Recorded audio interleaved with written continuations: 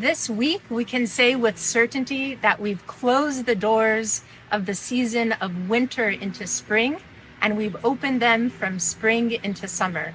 Just look around. The trees are full of blossoms. The kids are excited about their summer plans. The birds are chirping. There's a noise and a bustle in the air of summer that's finally here. And we as Montrealers, we know what it's like to be stuck indoors during the winter and pining for the summer days. This is part of the natural cycle that we live as Montrealers.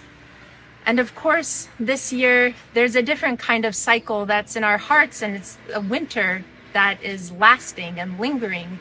And so there's a question of what are we to do to get out of this spiritual winter? Where can we turn?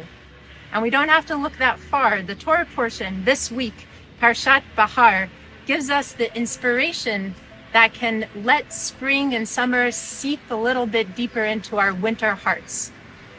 This week's Torah portion, we talk about the sabbatical year, the Shnat Shemitah, when the Israelites are to come into the land and they work it for 6 years, and on the 7th year, they rest.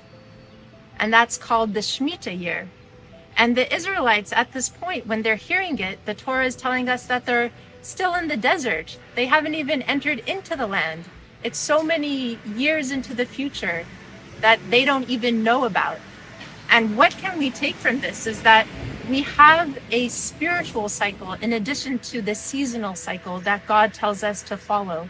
And this is the cycle not only of the Shemitah, that is every 7 years, but also Shabbat. Every 7 days we get to experience a little bit of what that rest means. So we have Shabbat, and then we have the Shemitah year. And on top of that, every 7 Shemitah cycles, we have what's called Shnat Yovel, the Jubilee year. And in that Jubilee year, not only are we not supposed to work the land, but also all the slaves of the Hebrews are freed.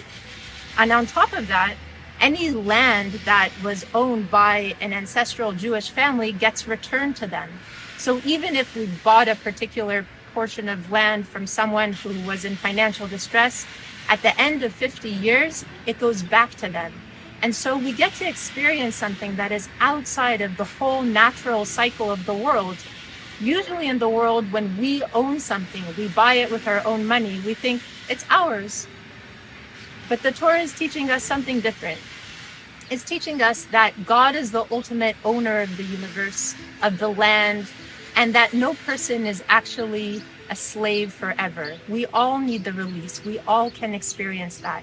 And this is the spiritual Shabbat that we are supposed to experience from week to week, year to year, and eventually in the Jubilee year to come. So with that, I'm wishing you all a Shabbat Shalom, a Shabbat of rest and of liberation.